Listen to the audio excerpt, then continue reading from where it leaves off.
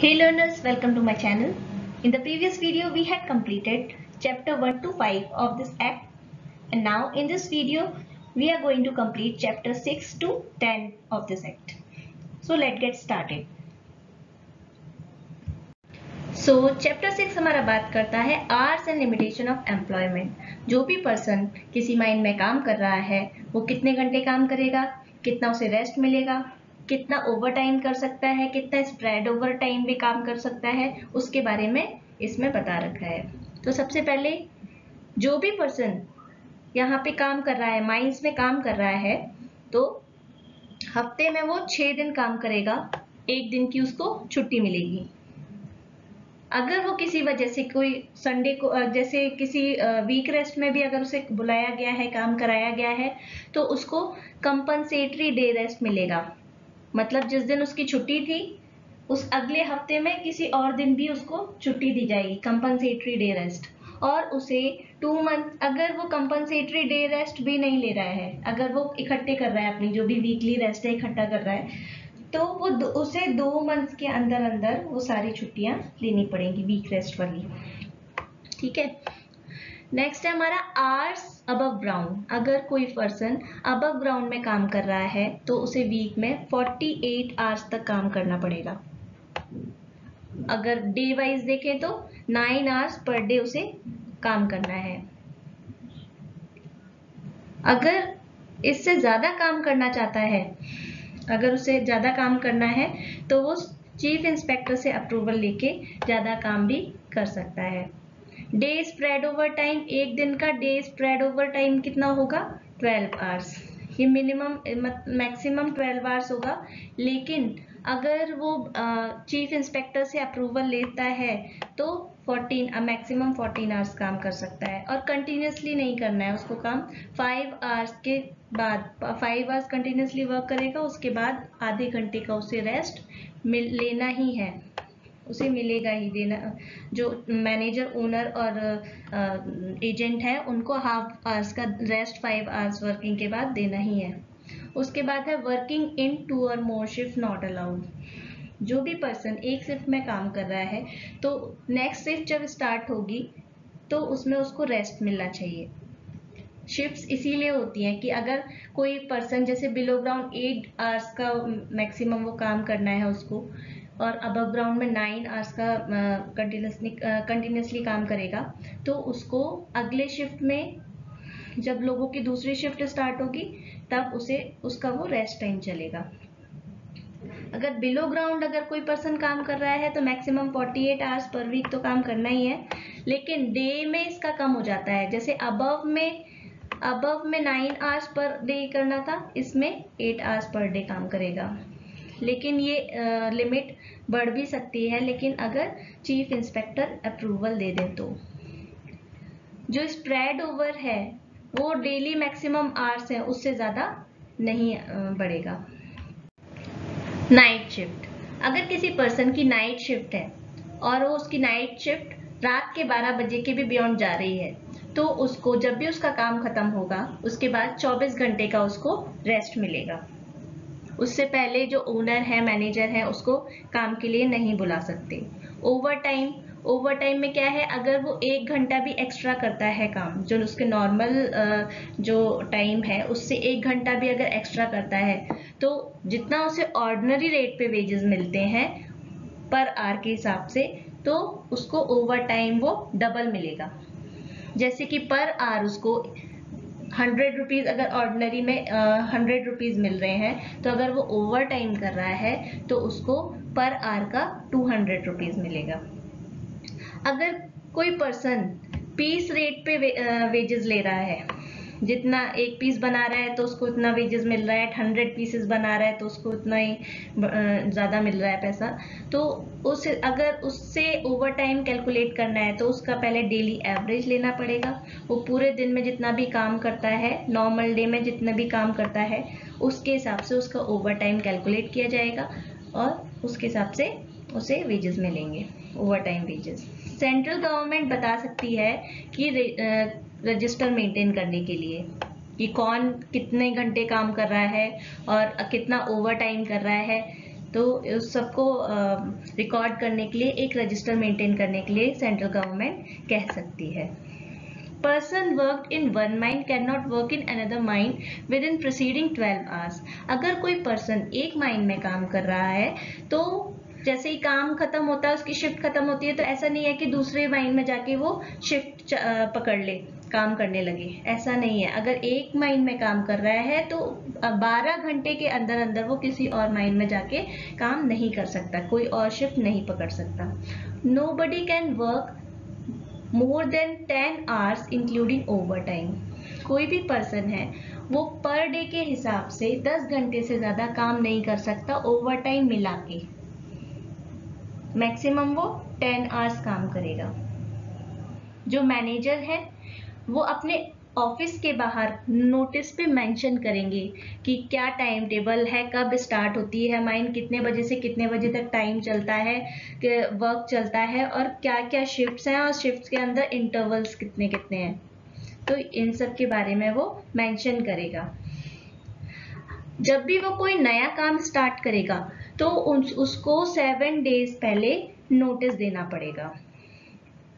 और अगर वो अपना कोई काम, अपनी ड्यूटी या किसी की भी ड्यूटी चेंज कर रहा है कुछ, तो उसे 7 डेज पहले नोटिस देना पड़ेगा।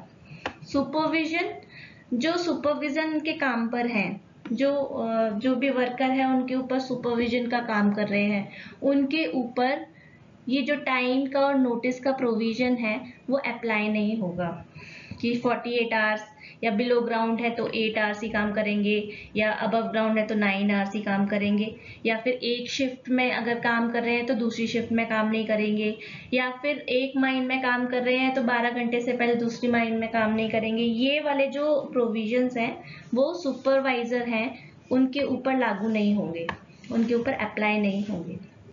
एग्जाम्पशन ऑफ रूल, अगर कोई डिजास्टर होता है, नेचुरल डिजास्टर, बाढ़ आ गई, फ्लड, अर्थक्वेक, ये सब आ गया और प्लांट का ब्रेकडाउन हो गया, मशीनरी काम नहीं कर रही है, तो ये वाले रूल से एग्जाम्प्ट कर सकते हैं। कौन करेंगे एग्जाम्प्ट? Central government.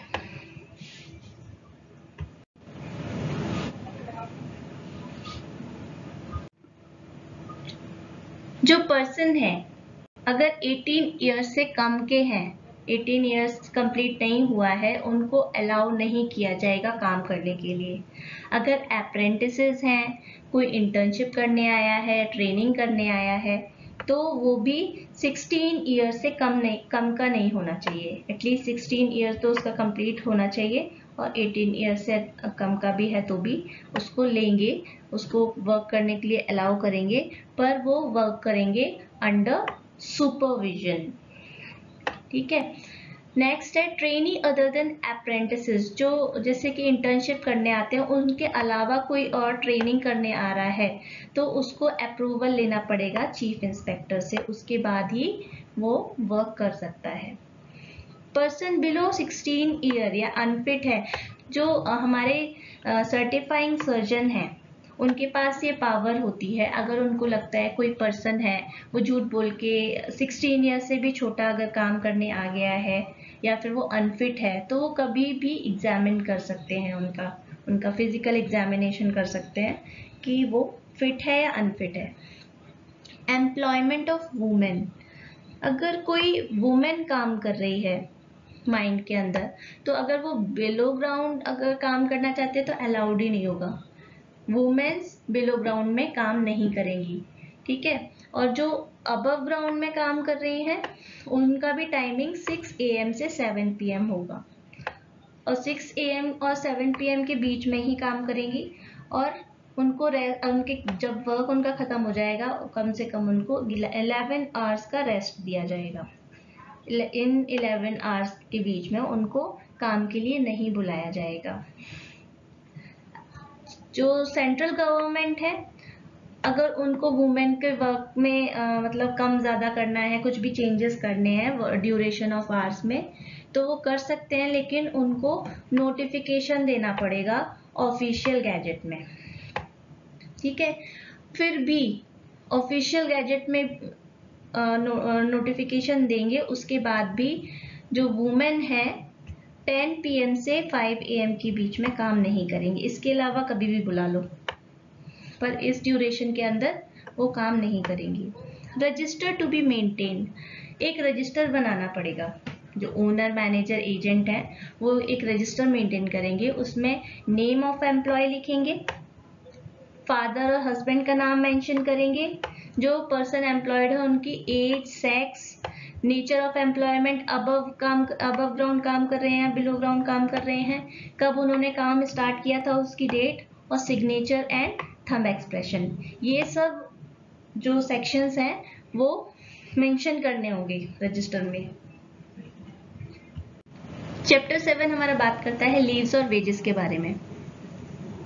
अब लीव्स के होता क्या है, जो भी हमारा वीक रेस्ट होता है, हॉलीडे होती है और फेस्टिवल की छुट्टियां होती हैं, उसको छोड़कर जब भी हम कोई लीव लेते हैं अपने आप को रेस्ट देने के लिए या फिर किसी रीजन से छुट्टी लेते हैं तो उसको लीव बोलते हैं। लीव की डेफिनेशन में ये वीक रेस्ट, हॉलीडे, फेस्टिवल ये सब इंक्लूड नहीं होंगे।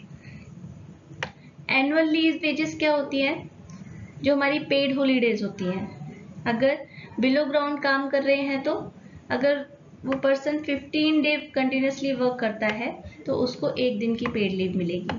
अगर अबव ग्राउंड की बात करें तो अगर वो 20 डेज वर्क कर रहा है तो उसे 1 दिन की छुट्टी मिलेगी। इसमें भी कंडीशन है, उसने कम से कम 190 बिलो ग्राउंड में 190 डेज की अटेंडेंस होनी चाहिए उसकी। अगर 190 डेज की अटेंडेंस नहीं होती है तो 15 डेज पर एक छुट्टी नहीं मिलेगी। ऐसे ही अबव ग्राउंड में कम से कम उसने 240 डेज वर्क किया होना चाहिए, अटेंडेंस होनी चाहिए उसकी, तभी वो एलिजिबल होगा पेड लीव्स के लिए। अब कुछ ऐसी कंडीशंस हैं जिसमें पर्सन छुट्टी पर रहेगा लेकिन उसका वर्किंग डे काउंट होगा। ऐसी कौन कौन सी कंडीशन है, जैसे कि ले ऑफ दे दिया कुछ पर्सन्स को, जो हमारे एम्प्लॉयर हैं, ओनर हैं, उनके पास काम की इतना काम नहीं है, किसी कोई मशीनरी डैमेज हो गई है या फिर कुछ इमरजेंसी आ गई है तो वो सब एम्प्लॉयज़ को काम नहीं दे पा रहे हैं तो कुछ एम्प्लॉयज़ को ले ऑफ दे देते हैं। और कौन सी कंडीशन हो सकती है, अगर मैटरनिटी लीव पे कोई वुमेन गई हुई है और उसकी मैटरनिटी लीव 20 वीक से ज़्यादा नहीं हो तो उसने जितने दिन की मैटरनिटी लीव ली है वो उसका वर्किंग डेज में ही काउंट होगा। प्रीवियस ईयर अर्नड लीव, अगर उसने पिछली साल अपनी अर्नड लीव नहीं ली है तो वो इस साल लेगा तो उसको भी वर्किंग डेज ही काउंट करेंगे। अब जब अगर कोई पर्सन उसने 1 जनवरी से काम करना स्टार्ट किया, वर्क करना स्टार्ट किया, ठीक है, और तो उसको जो पेड लीव्स हैं, जो अर्नड लीव्स हैं, वो उसको अगले साल से मिलना स्टार्ट होंगी। कंडीशन क्या है, अगर जो बिलो ग्राउंड काम करते हैं उनकी कम से कम अटेंडेंस जितने भी वर्किंग डेज है उससे आधे से कम नहीं होनी चाहिए। वर्किंग डेज, सपोज उसने 200 वर्किंग डेज है, उसने 100 डेज काम किया है तो वो एलिजिबल होगा अर्नड लीव के लिए। नहीं तो अगर हाफ से कम है तो वो एलिजिबल नहीं होगा। ऐसे अबव ग्राउंड जो काम कर रहे हैं उनकी कम से कम 2/3 अटेंडेंस होनी चाहिए, जो टोटल वर्किंग डेज है उसकी 2/3 अटेंडेंस होनी चाहिए। अगर उसकी कम है तो वो एलिजिबल नहीं होंगे। नेक्स्ट है हमारा, अगर कोई पर्सन है उसने इस साल जो उसका प्रेजेंट ईयर है उसने जो लीव्स अर्न की हैं अगर वो यूज नहीं करता है तो उसकी जो अर्न लीव है अगले साल को फॉरवर्ड कर दी जाएंगी। एक बार में कोई भी पर्सन ऐसे तो उसकी बहुत सारी इकट्ठा हो जाएंगी, तो वो एक साथ अगर ज्यादा ले लेगा तो माइंड को लॉस हो सकता है। तो इसमें रूल बना रखा है कि एक बार में कोई भी पर्सन अगर लीव लेता है तो 30 दिन से ज्यादा नहीं ले सकता और मैक्सिमम 3 टाइम्स ले सकता है। पूरे साल में 3 टाइम्स ले सकता है, 3 टाइम्स से ज्यादा नहीं ले सकता।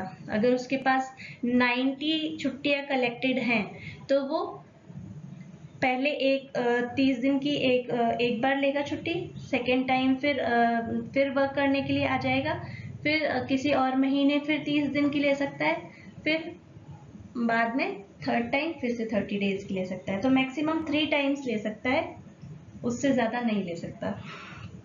और अगर जब भी लीव पे जाएगा तो वो 15 डेज पहले एप्लीकेशन देगा, ओनर मैनेजर एजेंट को एप्लीकेशन देगा, उसके बाद ही वो एलिजिबल होगा।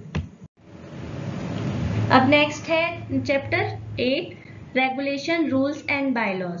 जो हमारे रूल्स एंड रेगुलेशंस हैं वो हमारे सेंट्रल गवर्नमेंट बनाती है, वो ऑफिशियल गैजेट में नोटिफिकेशन निकालती है, उसके बाद ही हमारे जो रूल्स हैं रेगुलेशन हैं वो बनते हैं। और बायलॉज होते हैं वो हमारी लोकल अथॉरिटीज बनाती हैं, जो भी चीफ इंस्पेक्टर है, इंस्पेक्टर है, और वो जो बायलॉज है वो जहाँ के अथॉरिटी बना रही है वहीं पर लागू होगा।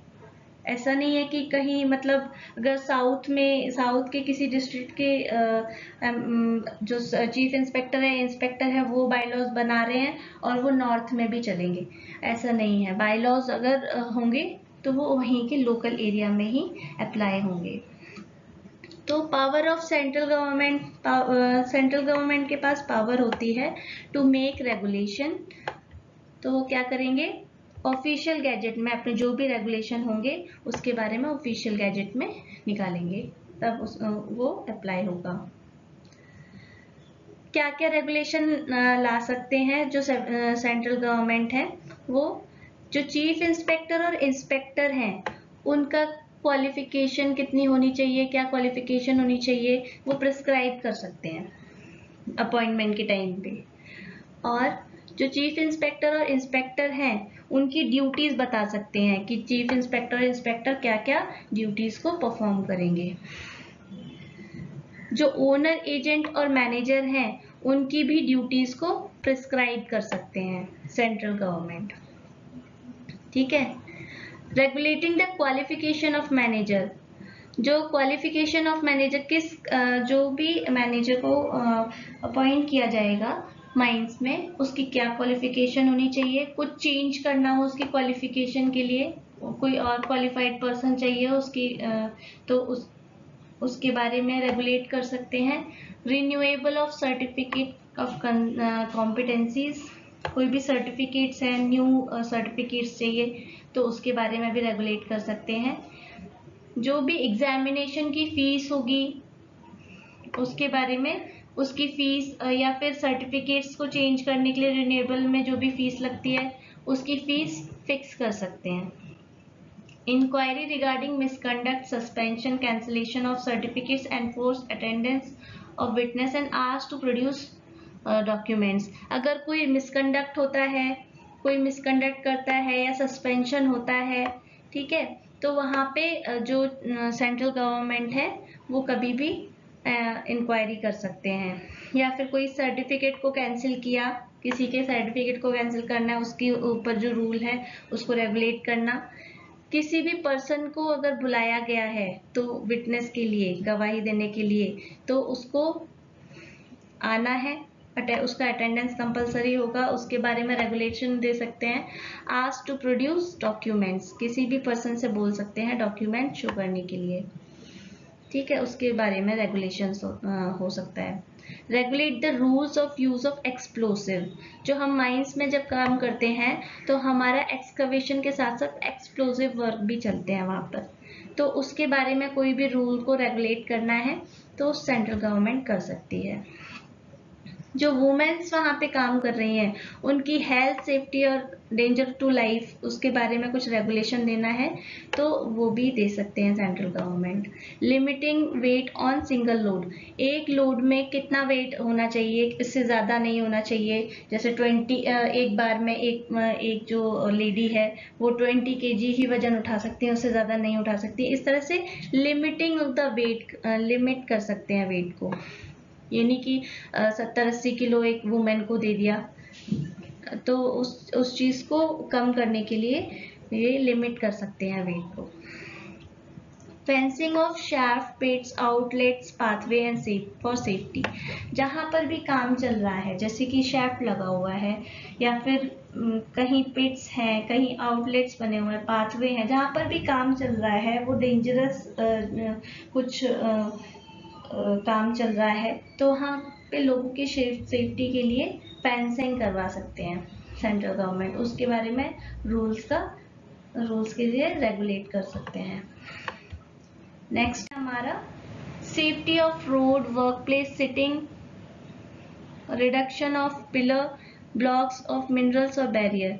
जो भी रोड है वहाँ की सेफ्टी के लिए वर्क प्लेस में सिटिंग की जगह होनी चाहिए, reduction of pillars, block of minerals, barriers, ये सब लगाने के लिए कोई भी रेगुलेशन ला सकते हैं जो central government. Inspection of working fire areas, जहाँ पर भी माइनिंग का काम चल रहा है वहाँ पे कोई फायर एरिया तो नहीं है, कोई वाटर सरफेस तो नहीं है, पब्लिक रोड तो नहीं जा रही वहाँ से, प्रीमेच्योर कोलैप्स तो नहीं हो रहा, इसके बारे में इंस्पेक्शन कर सकते हैं। वेंटिलेशन, जैसे कि जहाँ पे भी काम हो रहा है वहाँ पे वेंटिलेशन कैसा है उसके बारे में रेगुलेशन दे सकते हैं। Precaution for dust fire, dust से भी फायर लग जाती है, नॉक्सियस गैसेस होती हैं अंडरग्राउंड काम करने में, कंबशन हो सकता है, अंडरग्राउंड फायर लग सकती है, कोल डस्ट है, तो इन सब से बचने के लिए वो इंस्पेक्ट कर सकते हैं और वेंटिलेशन प्रोवाइड कर सकते हैं, उसके बारे में रूल्स और रेगुलेशन बना सकते हैं। Regulation for use of all electric apparatus and electric cable, जो भी इलेक्ट्रिक एपरेटस काम कर रहे हैं वहाँ पे, क्योंकि खुदाई में बहुत सारे जो इलेक्ट्रिकल जो हमारे मशीन्स होती हैं वो काम में आती हैं, तो उनके बारे में भी रूल्स और रेगुलेशन बना सकते हैं। प्रॉपर लाइटनिंग है कि नहीं, सेफ्टी लैंप्स, हर जगह सेफ्टी लैंप्स लगे हों, इसके बारे में भी रेगुलेशंस दे सकते हैं। Power of central government to make rule बना भी सकते हैं बाय नोटिफिकेशन ऑफिशियल गैजेट।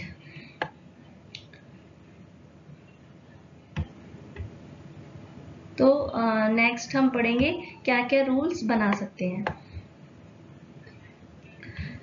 सबसे पहले terms and condition of service, जो भी वहाँ पे काम चल रहा है उसमें टर्म्स और कंडीशन क्या होंगी, किस तरह से काम चलेगा और किस तरह का काम चलेगा, उसके बारे में सारे टर्म्स और कंडीशन, कौन क्या करेगा कैसे करेगा, इसके बारे में टर्म्स और कंडीशंस बना सकते हैं। प्रिस्क्राइबिंग फॉर्म ऑफ रजिस्टर, अगर कोई भी पर्सन अगर 24 आवर्स तक काम, वो इंजर्ड है और 24 आवर्स तक काम करने के लिए वापस नहीं आ पा रहा है, तो उसका रजिस्टर में लिखा होना चाहिए, ऐसा रूल बना सकते हैं। Appointment of court of inquiry, किसी जब भी ज़रूरत हो तो कोर्ट ऑफ इंक्वायरी का अपॉइंटमेंट कर सकते हैं, और उनका जो भी कोर्ट ऑफ इंक्वायरी के जो मेंबर्स हैं उनका ट्रैवलिंग अलाउंस और रिकवरी ऑफ एक्सपेंसेस ओनर पे करेंगे, ऐसा रूल बना सकते हैं। Inspection of mine on behalf of employed person by technical expert, अगर कोई एम्प्लॉय जो पर्सन एम्प्लॉयड है उनको डेंजर लगता है किसी काम में, तो वो इंस्पेक्शन करने के लिए बोल सकते हैं, और उनका इंस्पेक्शन करने के लिए हायर किया जाएगा टेक्निकल एक्सपर्ट, और वो ओवरमैन होना चाहिए, ओवरमैन की पोस्ट में होना चाहिए, उससे कम का नहीं होना चाहिए। अगर वुमेन एम्प्लॉयड हैं तो उनके बच्चों के लिए, और छोटे छोटे बच्चे होंगे 6 ईयर से छोटे, उनके लिए एक रूम प्रोवाइड करना, जैसे कि क्रच करते हैं, फैक्ट्री एक्ट में क्रच के लिए बताया गया है कि 30 अगर मैक्सिमम 30 मिनिमम 30 वुमेन काम कर रही हैं तो एक क्रच होना चाहिए, तो इसमें क्रच तो नहीं लिखा हुआ, तो लिखा हुआ है कि एक सुटेबल रूम जिसमें बच्चे खेल सकें, बच्चों के लिए सारी ज़रूरतें हों वहाँ पे प्रोवाइडेड हों, तो वैसा एक सुटेबल रूम होना चाहिए। Maintenance at pit heads of bathing place, जहाँ पे बाथिंग प्लेस होती है जैसे माइंस में, तो वहाँ पे उसकी मेंटेनेंस करने के लिए मेंटेनेंस होनी चाहिए, ठीक है। शावर और लॉकर रूम भी प्रोवाइडेड होने चाहिए, सेपरेट प्लेस होनी चाहिए, मेंस के लिए अलग होने चाहिए पिट हेड्स और वुमेन्स के लिए अलग होने चाहिए, और जो लैट्रिन्स और यूरिनल्स हैं, टॉयलेट और बाथरूम्स हैं, उसकी साफ सफाई का भी कोई स्टैंडर्ड होना चाहिए, ठीक है। सप्लाई ऑफ ड्रिंकिंग वाटर, पानी का पूरा अरेंजमेंट होना चाहिए, medical appliances, first aid boxes, ये सब भी, इसके बारे में भी रूल्स बना सकते हैं जो सेंट्रल गवर्नमेंट है। प्रोहिबिशन ऑफ इंटॉक्सिकेटेड ड्रिंक्स और ड्रग, जो भी जैसे अल्कोहल का कंज्यूम करके कोई नहीं आएगा और कोई ड्रग्स लेके नहीं आएगा, इस तरह के रूल्स बना सकते हैं। Defining the person who will work on the position of supervision, supervisor कौन होगा किसको बनाना है सुपरवाइजर, ये भी डिफाइन करेंगे सेंट्रल गवर्नमेंट, उसका भी रूल बनाएंगे। Prohibiting the employment of person not certified by medical practitioner, अगर कोई पर्सन जो काम कर रहा है वो मेडिकल जो प्रैक्टिशनर है उससे सर्टिफाइड नहीं है तो वो वहाँ पे काम नहीं करेगा, उसके लिए रूल बना सकते हैं। Prescribing the form of register of person employed, जो भी पर्सन एम्प्लॉयड है उसका रजिस्टर होना चाहिए, उसमें उसका नाम लिखा होना चाहिए, ऐसा रूल प्रिस्क्राइब कर सकते हैं। प्रिस्क्राइबिंग एब्स्ट्रैक्ट ऑफ एक्ट और एंड लैंग्वेज ऑफ बायलॉज, कोई भी बायलॉ बनाते हैं तो उसका किस एब्स्ट्रैक्ट क्या होगा और वो किस लैंग्वेज में पब्लिश होगा, तो उसके बारे में बता सकते हैं। Provision and maintenance of mine, कि माइन को किस तरह से मेंटेन करना है उसकी प्रोविजन दे सकते हैं। अगर वहां पर 50 से ज़्यादा एम्प्लॉयड हैं पर्सन तो वहाँ पे एक शेल्टर होना चाहिए खाना खाने के लिए, जो लंच टाइम होगा उसके लिए, जहाँ पे सब लोग बैठ के खाना खाएंगे, तो उस तरह का एक शेल्टर प्रोवाइड होना चाहिए। और वहाँ पे ड्रिंकिंग वाटर भी अवेलेबल होना चाहिए, ऐसा रूल बना सकते हैं। अगर जैसे 250 पीपल से ज़्यादा एम्प्लॉयड हैं, ठीक है, माइंस में, तो वहाँ पे एक कैंटीन का भी प्रोविज़न होना चाहिए कि कैंटीन प्रोवाइड होनी चाहिए। अगर 500 से ज़्यादा पीपल एम्प्लॉयड हैं तो एक वेलफेयर ऑफिसर अपॉइंट करना है, ऐसा भी रूल बना सकते हैं। फिर है रेस्क्यू स्टेशन, एक रेस्क्यू स्टेशन भी होना चाहिए जहां पर रेस्क्यू ब्रिगेड्स को रखना चाहिए, जिनकी रेसिडेंस कहाँ रहेंगे, रेस्क्यू ब्रिगेड्स कहाँ रहेंगे, उनकी रेसिडेंस का भी पूरा बंदोबस्त कराना है, ऐसा भी रूल बनाएंगे। Prior publication of rules and regulation, कोई भी रूल रेगुलेशन बनाने से पहले बताना है कि क्या क्या रूल्स बनाए जा रहे हैं, ठीक है। जो बाई लॉज होते हैं वो क्या है, law made by local authority, जो लोकल अथॉरिटी है वो लॉज बनाती हैं, उसके बारे में हम बोलते हैं बाई लॉज, और वो उसी एरिया में ओबे होते हैं, जिस एरिया में वो माइन है उसी एरिया की माइन में फॉलो होंगे वो रूल्स। नेक्स्ट हमारा चैप्टर 9 है पेनल्टीज एंड प्रोसीजर के बारे में। अगर कोई भी पर्सन चीफ इंस्पेक्टर की जो अगर वो ड्यूटी कर रहे हैं, कोई इंस्पेक्शन एग्जामिनेशन कर रहे हैं, इंक्वायरी कर रहे हैं, उनको कोई भी पर्सन रोकता है उस ड्यूटी को करने से, तो उसको 3 मंथ्स की जेल हो सकती है और फाइन 500 रुपीज का लगेगा। अगर वो कोई भी पर्सन चीफ इंस्पेक्टर को अपना डॉक्यूमेंट या रजिस्टर शो करने के लिए, प्रोड्यूस करने के लिए मना करता है, जैसे मेनली जो ओनर होते हैं उनके पास ही रजिस्टर मेंटेन रहते हैं, अगर वो मना करते हैं तो या फिर किसी को मतलब रिस्पॉन्सिबल पर्सन बना देते हैं कि डॉक्यूमेंट जो भी रजिस्टर है वो संभालने के लिए, अगर वो मना करता है तो उसको फाइन लगेगा 300 रुपीज़ का। फॉल्सिफिकेशन ऑफ रिकॉर्ड, कोई गलत रजिस्टर में कोई गलत बात रिकॉर्ड कर दी है तो उसको फाइन लगेगा ₹1000 और 3 मंथ्स की जेल भी हो सकती है। Use of false certificate of fitness, अगर कोई पर्सन जैसे 18 इयर्स के बाद ही काम करेगा, अगर उसने पहले अपना गलत सर्टिफिकेट बनवा दिया और कम एज में काम करना स्टार्ट कर दिया तो उस पर भी और या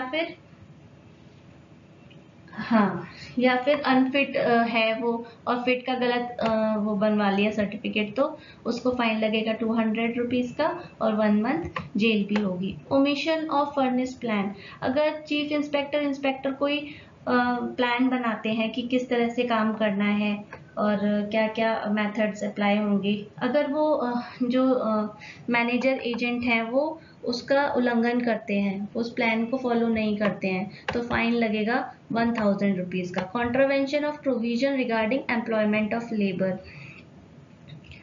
ठीक है, अगर जो भी प्रोविजन एम्प्लॉयमेंट ऑफ लेबर के बारे में दिए गए हैं उसको कॉन्ट्रावेन करते हैं, उनको नहीं मानते हैं, तो उन पे फाइन लगेगा 1000 रुपीज़ का। जो भी ओनर एजेंट मैनेजर हैं, जो अपनी जो एम्प्लॉय करते हैं, अपॉइंट करते हैं पर्सन को, और जो प्रोविज़न दिया गया उसके हिसाब से नहीं करते हैं और जो रूल दिए गए हैं उनसे अलग जाके कुछ एम्प्लॉयमेंट करते हैं लेबर का, तो उनको लगेगा फाइन 1000 रुपीज़ का और 3 मंथ्स जेल भी हो सकती है। अगर किसी पर्सन को एम्प्लॉय कर लिया और वो 18 ईयर से कम है तो उसको पेनल्टी देनी पड़ेगी 500 रुपीज़ की। अगर जो ओनर एजेंट हैं उन्होंने मैनेजर को अपॉइंट नहीं किया तो उसका भी फाइन लगेगा 2500 और 3 मंथ्स की जेल भी हो सकती है। नेक्स्ट है हमारा, अगर कोई एक्सीडेंट हुआ और जो चीफ इंस्पेक्टर को नोटिस देना होता है, अगर वो उसने नोटिस प्रोवाइड नहीं किया किसी एक्सीडेंट के लिए, या फिर कम से कम 14 डेज तक वो जो नोटिस है एक्सीडेंट का वो स्पेशल नोटिस बोर्ड पे लगाना पड़ता है। अगर उसने ऐसा नहीं किया तो उसको 500 रुपीज़ का फाइन देना पड़ेगा और 3 मंथ जेल भी हो सकती है। If notice of accidental occurrence not recorded in register, जैसे 24 घंटे भी अगर ऐसी इंजरी होती है पर्सन को जो कि 24 घंटे के अंदर अंदर भी वापस नहीं, मतलब काम के लिए नहीं आ पाते हैं, तो उसको रजिस्टर में रिकॉर्ड करना होता है।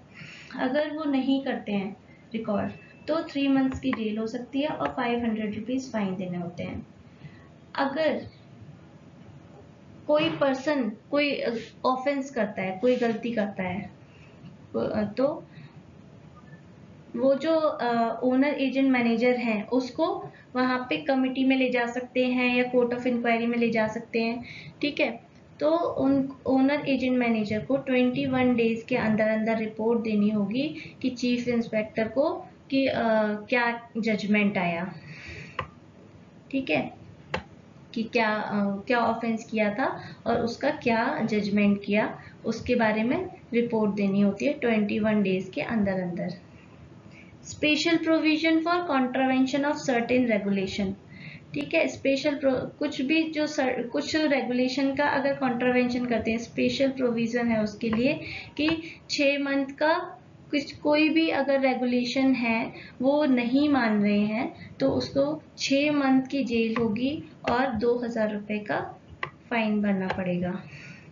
अगर contravention of order under section 22 है, सेक्शन 22 क्या है, अगर जो भी ओनर एजेंट मैनेजर हैं, नहीं, जो चीफ इंस्पेक्टर हैं, अगर उनको ऐसा लगता है कि कोई डेंजरस एक्टिविटी, मतलब माइंस में कुछ खतरा है for the safety of person employed, उनकी जान के लिए रिस्क है या कुछ प्रॉब्लम हो सकती है, तो वो वहाँ पे बंद करवा देंगे काम कुछ दिनों के लिए। अगर उस सेक्शन अगर उन्होंने बंद करवाया लेकिन जो ओनर एजेंट और मैनेजर हैं वो बोलते हैं कि नहीं कोई खतरा नहीं है और हम इस रूल को नहीं मानते, अगर वो ऐसा करते हैं तो उनको 5000 रुपीज़ फाइन देना पड़ेगा और 2 इयर्स की जेल होगी। ठीक है, ये हमने पिछले वीडियो में पढ़ा था कि अगर वो अपील कर सकते हैं, अगर उनको लगता है कि ऐसा कि ये डेंजर नहीं है तो वो अपील कर सकते हैं। ठीक है, लेकिन अपील की जगह अगर वो मानेंगे ही नहीं तो उनको फाइन लगेगा 5000 रुपीज़ का और 2 साल की जेल होगी।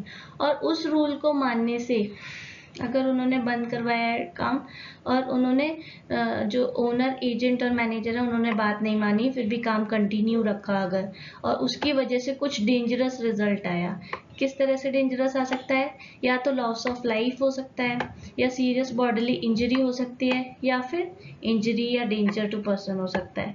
अगर लॉस ऑफ लाइफ होता है तो 5000 रुपये देने पड़ेंगे, 2 साल की कैद हो जाएगी। अगर सीरियस बॉडीली इंजरी है तो 3000 रुपये देने पड़ेंगे, 1 साल की जेल हो जाएगी। और अगर इंजरी और डेंजर टू पर्सन है तो 1000 रुपीज़ देने पड़ेंगे और 3 मंथ्स की जेल हो जाएगी। जनरल प्रोविजन डिसओबीडियंस, जो जनरल प्रोविजन है उसमें अगर नहीं माना किसी ने और कंट्रावीन्स एनी रूल्स रेगुलेशन और बायलॉज, जो भी अगर रूल्स रेगुलेशन और बायलॉज बनाए गए हैं वो नहीं माने तो 3 मंथ की जेल हो जाएगी और 1000 रुपीज का फाइन लगेगा। ठीक है।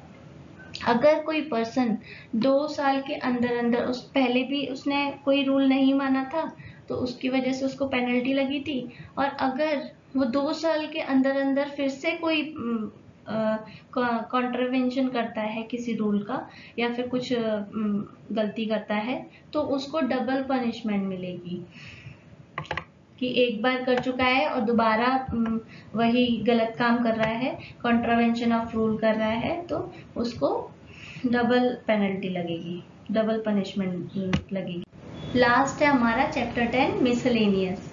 इसमें क्या है, decision of question whether mine is under this act. ये डिसाइड करना कि ये पर्टिकुलर कोई माइन है वो इस एक्ट को अप्लाई करती है या नहीं करती है, तो वो डिसीजन जो सेंट्रल गवर्नमेंट है वो ले सकते हैं, वो डिसीजन ले सकते हैं।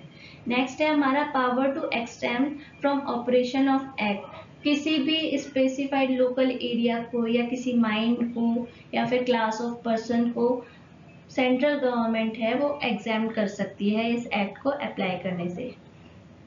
ठीक है। Power to alter or rescind any order. किसी भी कोई भी ऑर्डर है तो उसको मॉडिफाई कर सकती है, चेंज कर सकती है सेंट्रल गवर्नमेंट, उसके बारे में है। Act also applies to mines belonging to government. जो माइंस गवर्नमेंट चला रही हैं, जो गवर्नमेंट की माइंस है उन पर भी ये एक्ट अप्लाई होता है। अगर किसी पर्सन को नोटिस देने के लिए कहा है तो वो लीगली बाउंड हो जाता है नोटिस देने के लिए। साइनिंग ऑफ रिटर्न्स और नोटिसेस। अगर कोई नोटिस जैसे ओनर, एजेंट और मैनेजर है वो अगर नोटिस कुछ भेज रहे हैं सेंट्रल गवर्नमेंट को या चीफ इंस्पेक्टर को तो उसमें उनके साइन होने चाहिए। नो फीस और charge to be realise for facilities and inconvenience. अगर कोई कोई भी फैसिलिटीज देते हैं, कोई भी जो ओनर, एजेंट, मैनेजर हैं वो जो वर्कर को कुछ भी फैसिलिटीज प्रोवाइड कर रहे हैं तो उसका वो पैसा नहीं लेंगे, एक्स्ट्रा चार्ज नहीं लेंगे, वो खुद ही ओनर, एजेंट, मैनेजर खुद ही प्रोवाइड करेंगे। ठीक है। Application of certain provision of act 63 of 1948 to mines. जो कुछ एप्लीकेशंस कुछ जो फैक्ट्री एक्ट है हमारा, एक्ट 63 क्या है हमारा, फैक्ट्री एक्ट। तो जो उसमें हेल्थ और सेफ्टी से रिलेटेड जो प्रोविजंस हैं तो वो अप्लाई कर सकती है। Protection of action taken in good faith. अगर किसी ने किसी को गुड फेथ के लिए कुछ मतलब किसी नियम का उल्लंघन भी कर दिया गया है तो उसको भी प्रोटेक्शन मिलेगी। अगर जैसे किसी की हेल्थ से रिलेटेड, किसी की सेफ्टी से, किसी की जान बचाने का काम के लिए उसने कुछ मतलब रूल से अगेंस्ट कुछ काम करा है तो उसको प्रोटेक्शन दी जाएगी। So learners, this is the end of this act. Hope so you will like it, and in the next video we are going to solve some MCQs, and after that we will move to the next act. Thank you.